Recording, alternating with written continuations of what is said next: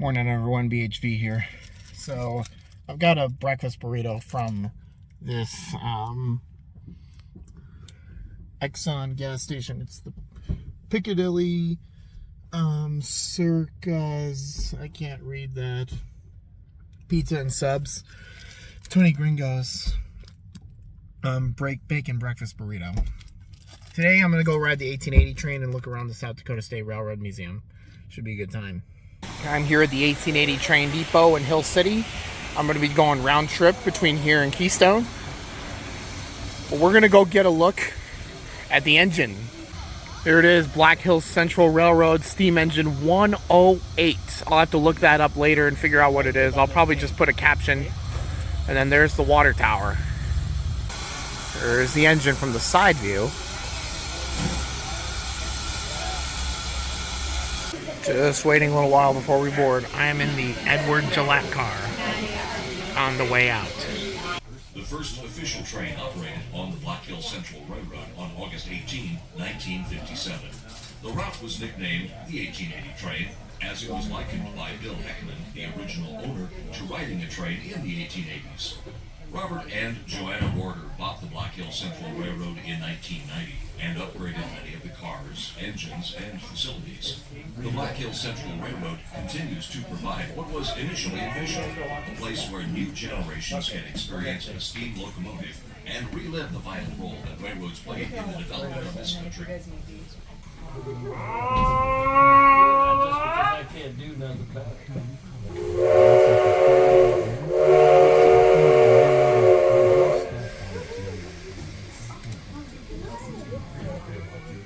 Once again, welcome on board the 1880 train. As the train pulls out of station, look around at the granite peaks and thick ponderosa pine forests surrounding you. An army expedition led by George Custer turned up gold a few miles south of here in 1874. Within months, there were thousands of miners, mule skidders, madams, gunslingers, and gamblers swarming across the landscape, eager to get their hands on some of the shiny yellow metal.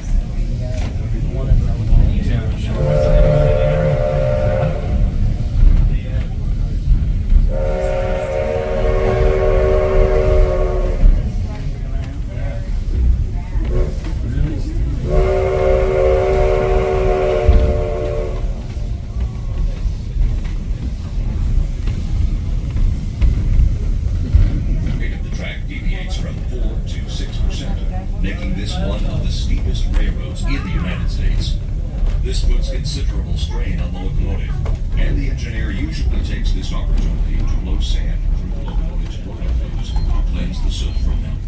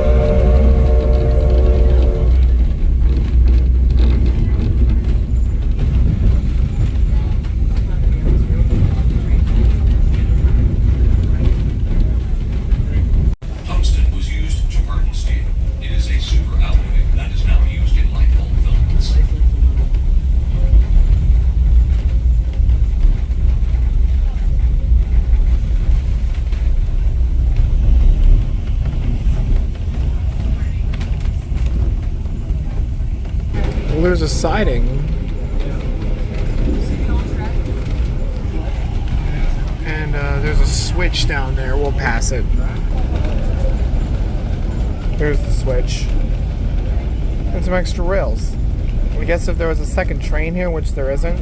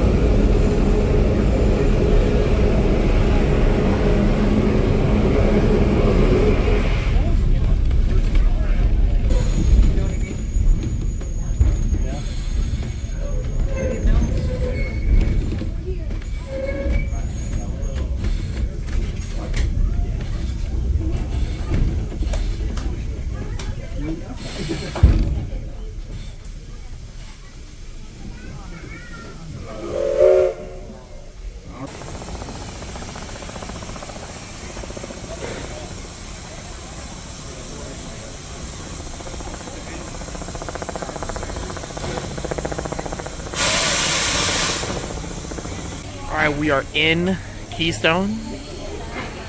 Just waiting for the train to turn.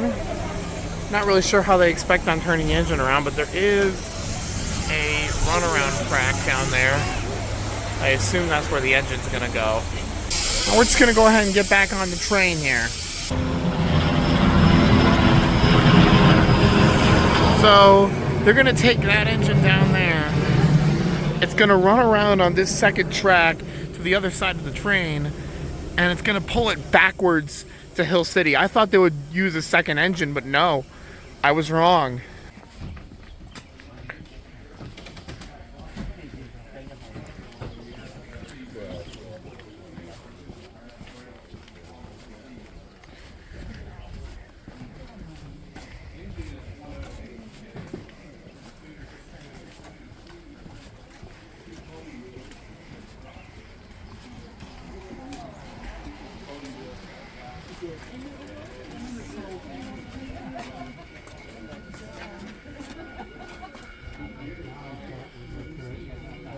Let's watch him set the switch.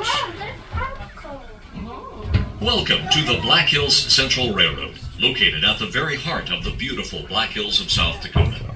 Now the It's switch is time-covered set. peaks, and in the meantime, may we please have your attention for the following safety announcements. Children must be accompanied by an adult at all times.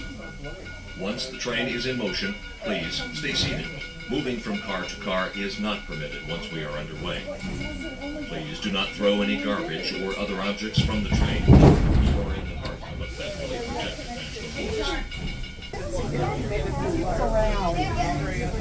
Here we go.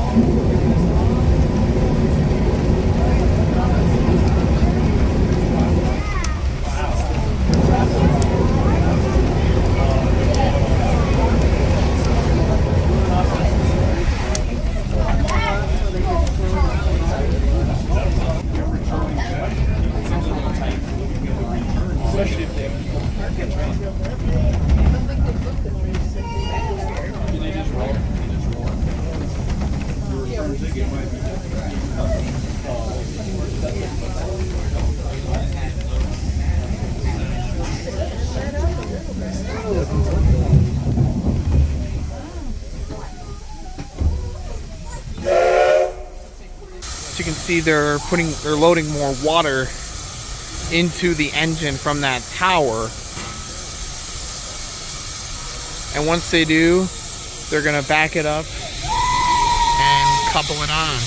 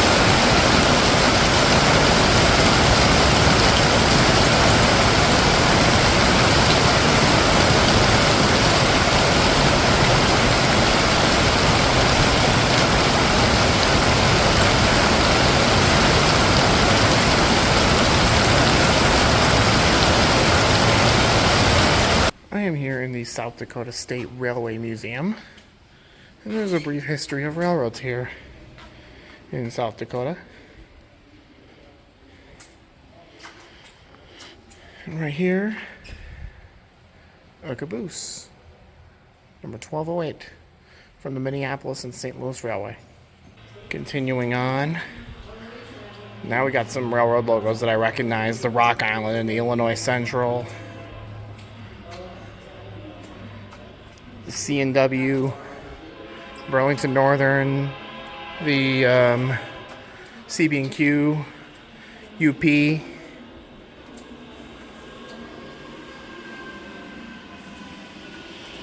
and of course you got railroads now, such as the BNSF, the CP, and the Rapid City Pierre and Eastern. I almost forgot the Milwaukee Road. So I'm going to be going inside the old C&W caboose. You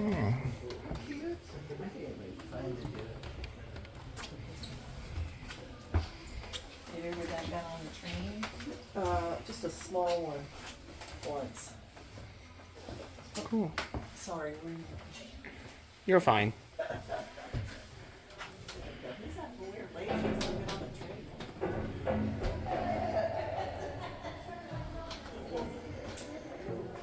Sweet looking caboose. A C&W map through the region. We are right there. That's Sterling.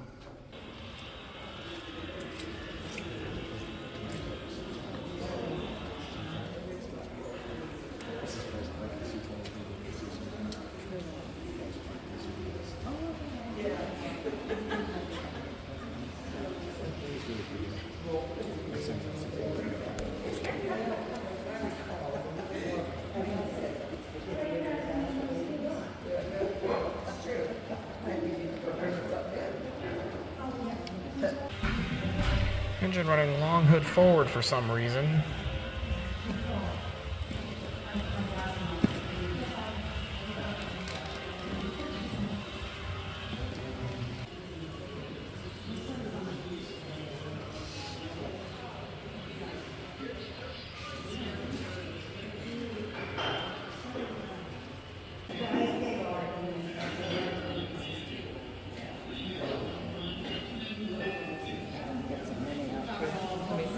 Hello, can I buy a ticket for the 12:30 departure, please? Why are you staring at me like that? So that sign right there probably tells you, like, this is back when you could still buy tickets on the train. You still can, but you save money by buying them ahead.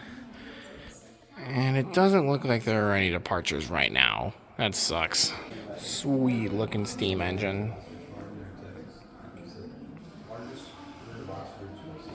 So they do have a diesel engine parked over there. Number 63. Looks like a... I think that's an SD40 maybe? I can't tell. Right there. That is engine 104. Which I believe is a 262 from Baldwin. And here is engine number 7. It's another 262. It was in service for over 100 years. Not anymore. It had a lot of trouble getting up the hills. But here it is. The famed Black Hills Central Railroad, engine number 7 in all its glory. We are going to eat lunch today at this downtown deli and bakery.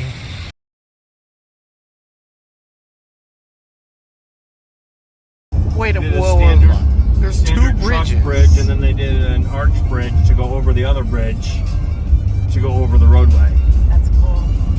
And they're wooden. I've never seen that before. Okay, this has to be the worst pun of the trip. Common sense? Are you kidding me?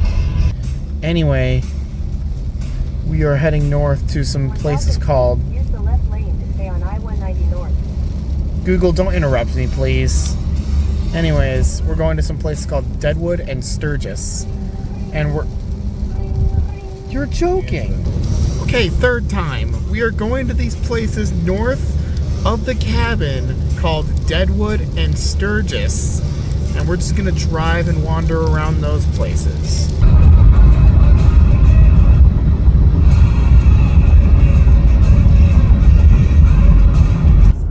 Yeah, There's a sign. Yeah. Welcome Clear the windows. to Deadwood. Okay, here we are. We are going into historic Main Street of Deadwood. This is another really, like, Beef jerky experience. quiet little Whoa. town. We're on a like brick road. It's not yellow though, so we'll be okay. Yeah, you don't find brick roads all that often anymore. This is adorable. See, the road is brick. This like has a little bit of that Galena feel to it too, Oh, Yeah, yeah. it does, definitely. Yeah. but prettier. For some reason, for as much money Whiskey tastings. as ooh, I mean, if you go back there for that for you. What were you saying, Dad? It's definitely got the touristy thing going on. Yeah, but I'm just Absolutely. thinking the amount of money that pulls into Galena, you think it would be nicer looking. Yeah. Like this is like, look at this. It's very clean and crisp looking. Like you can tell that they know. Oh, escape room, Zach. Let's. No. Love it when it's cold. Is it? Oh, This is one of the steepest grades we found in the trip. Our stop here in Deadwood is the Mount Moriah Cemetery. Deadwood.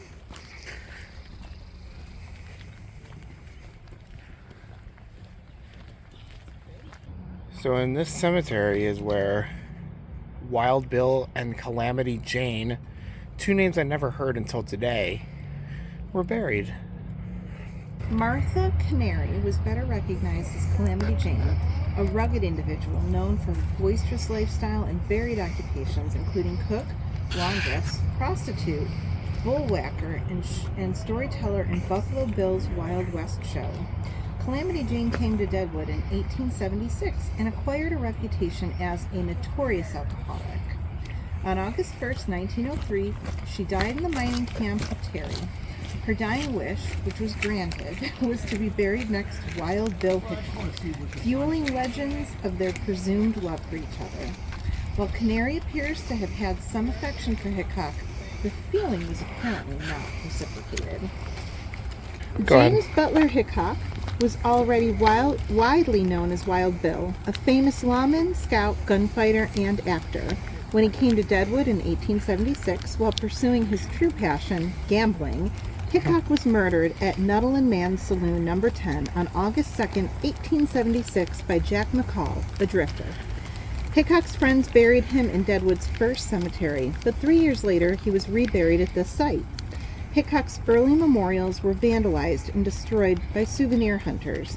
The current marker, installed in 2002, was created by Nebraska artist David Young and commemorated at the completion of the $4.6 million restoration of the cemetery. John Parrott immigrated from Great Britain to the United States in 1883 and began prospecting a small waterway west of Deadwood that gave him his nickname, Potato Creek Johnny.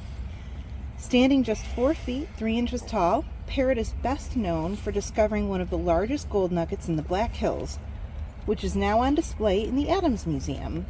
In his later life, Parrott portrayed a prospector during the annual Days of 76 celebration, and the Deadwood Chamber of Commerce paid him to travel around the country promoting the Black Hills as a tourist destination. Here's Wild Bill's current stone. Calamity Jane has one of her own over there. And then, of course, like right here, John Parrott, Potato Creek Johnny. So after seeing that, we're now walking to the overlook of the historic town of Deadwood in the rain.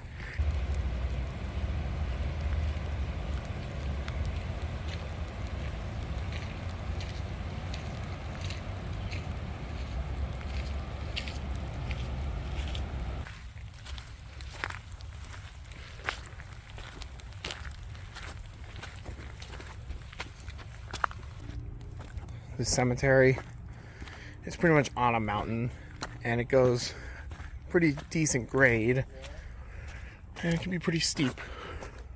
Like I slipped there. Gotta be careful. But this cemetery is really big. It's no Arlington, but it's big. Here's the grave for Harris Franklin, who arrived in Deadwood during the gold rush. After he died, the Franklin Hotel on Main Street that was named after him. Up the hill we go. Seth Bullock is remembered as a tireless promoter of Deadwood and the Black Hills and friend to President Theodore Roosevelt. He and his business partner, Sol Starr, arrived in Deadwood in 1876 and established a hardware store. Bullock was the city's first appointed sheriff and went on to acquire a number of business interests. Bullock was instrumental in organizing the construction and dedication of Mount Theodore Roosevelt. Away from the Bullock grave, there are 2 additional graves, an unknown pioneer and then some ancestors. Deadwood's first cemetery was located at the corner of Jackson Street and Taylor Avenue. An estimated 120 individuals were interred at this location from 1876 to 1878. In 2006 and 2012, 2 burials were unearthed by construction workers. A forensic investigation determined their ancestry as an Asian, Native American, and a Caucasian.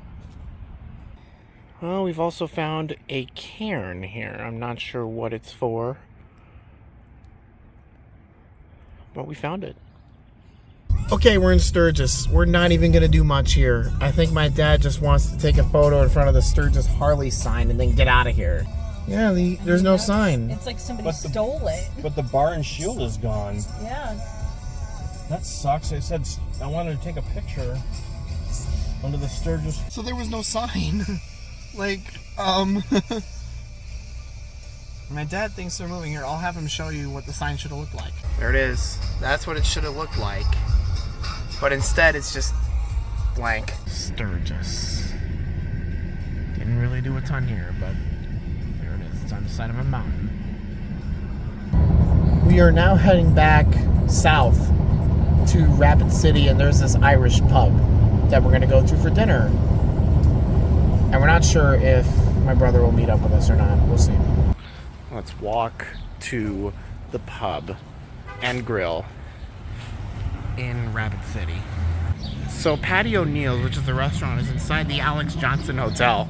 And you can actually see the logo of Patty O'Neill's right over there. So we made it to Patty O'Neill's, and at this table specifically, there's a screen showing the NASCAR race. How about that? Stage 2, 57 to go.